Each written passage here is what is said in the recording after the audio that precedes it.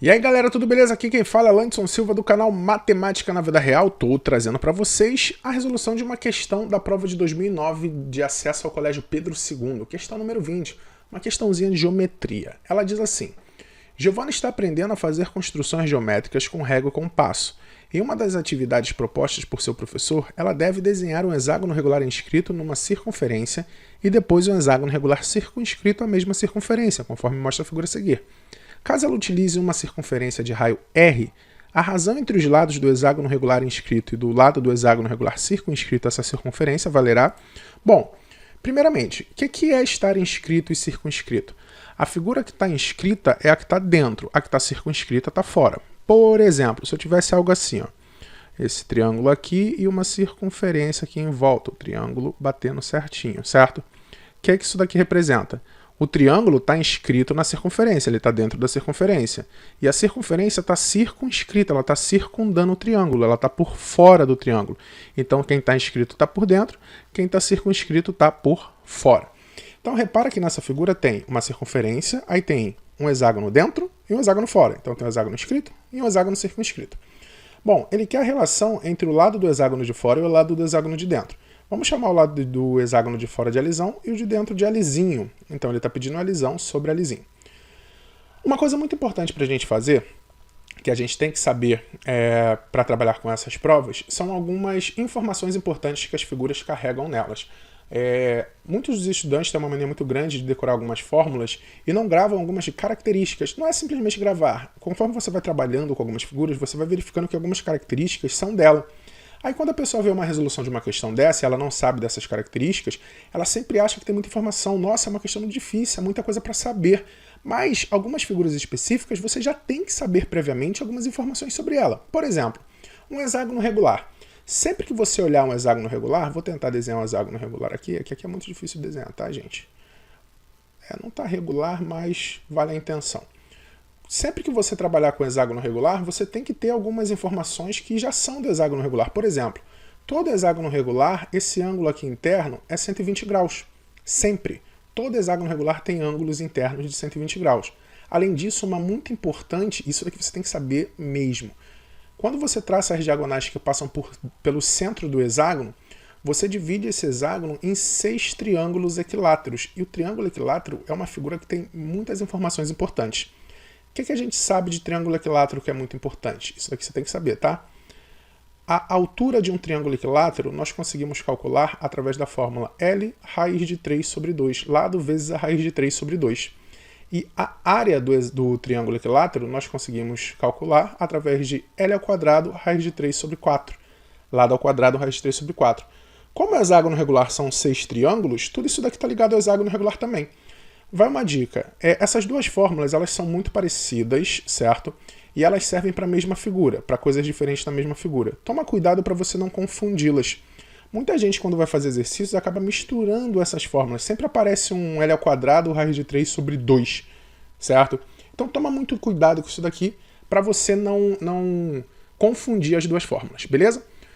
Bom, sabendo disso, nós vamos aqui para a questão especificamente. O que a gente tem que entender aqui? O nosso processo de pensamento numa questão tem que iniciar sempre para nós procurarmos um caminho para resolver a questão e depois começarmos a fazer conta, traçar coisas. Nós temos que entender o que está acontecendo. Muita gente comete o erro de sair querendo fazer conta, sair querendo desenhar coisas sem saber o que está fazendo. E muita gente também que assiste muitas resoluções, a galera não costuma explicar de onde vem os raciocínios. Aí o pessoal fica perguntando, eu entendi que é para fazer isso, mas como lá na hora eu vou saber que é para fazer isso? Vamos pensar um pouco. Olha só. Eu quero fazer uma relação entre o hexágono de dentro e o hexágono de fora. Essa circunferência está aqui para quê? Você consegue perceber que essa circunferência, entre aspas, é o ponto de ligação entre o hexágono de dentro e o hexágono de fora? A circunferência é o que relaciona elas duas. Então eu vou ter que pegar elementos do hexágono de dentro, relacionar com a circunferência, pegar elementos do hexágono de fora, relacionar com a circunferência para poder igualar. Afinal, qual é a única coisa notável e interessante que a circunferência tem para a gente? O raio. Então, através do raio, eu vou ter que relacioná-lo com o hexágono de dentro, com o lado do hexágono de dentro, e através do raio também relacioná-lo com o lado do hexágono de fora, a fim de buscar lisão sobre lisinho. Vamos fazer isso? Vamos fazer aqui então. Aquilo que eu falei, sempre que você traça as diagonais que passam pelo centro, você faz 6 triângulos equiláteros. Então repara o que acontece quando eu faço isso daqui. Esse segmento aqui, ó, certo? Vou pegar um como exemplo. Como isso daqui é um triângulo equilátero, certo? Esse tudo aqui é Lzinho, certo? Todos eles são Lzinho. Mas, além disso, repara que esse segmento aqui, ó, ele é o raio da circunferência. Então isso, além de ser o lado do hexágono de dentro, é o raio da circunferência. Então eu posso afirmar que Lzinho é igual a R. Não posso fazer isso? Certo? Bom, então ó, já o primeiro passo da nossa estratégia está funcionando. Nós já relacionamos o raio da circunferência com o lado do hexágono de dentro. Vamos pensar agora no hexágono de fora. Bom, para o hexágono de fora, o que a gente vai fazer? Vamos traçar raio também. Vamos fazer aquele mesmo esquema, ó. Traçar hexágonos regulares agora no hexágono de fora. Olha os triângulos equiláteros aqui. Vamos pegar esse triângulo equilátero aqui como referência. O raio não bateu no lado certinho, né? Aqui não é raio, ficou sobrando um pedacinho. Ah, mas olha só. Esse pedaço aqui, ó. Olha aqui, ó. Pá, aqui é o raio. E isso daqui é tangência. Essa reta aqui está tangenciando a circunferência. O que a gente sabe? Sempre que um raio toca um ponto de tangência numa reta tangente, ele é perpendicular, faz 90 graus. Então aqui é 90 graus.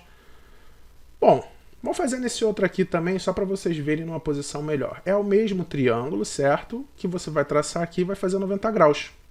Então isso, além de ser o raio, ele é o que nesse triângulo equilátero? É a altura desse triângulo equilátero. Repara que aquele raio ali também será a altura do triângulo equilátero. Então vamos pensar. A altura do triângulo equilátero grandão de lado L vai ser o quê? Como nós vimos agora há pouco. Lzão raiz de 3 sobre 2. Mas nós acabamos de descobrir que isso é o raio, certo? Então olha só o que nós temos aqui. O Lzinho é o raio e o Lzão raiz de 3 sobre 2 é o raio. Mas você compreende que raio é igual a raio? Se raio é igual a raio, eu posso afirmar que Lzão raiz de 3 sobre 2 é igual a Lzinho. Não posso? Bom, o que a gente vai fazer? Como ele quer Lzão sobre Lzinho, ele quer Lzão sobre Rzinho ou Lzão sobre Rzinho? Caramba, Lzão sobre Lzinho ou Lzinho sobre Lzão? Ó, a razão entre o lado do hexágono regular inscrito. Ah, ele quer Lzinho sobre Lzão. Eu escrevi errado aqui.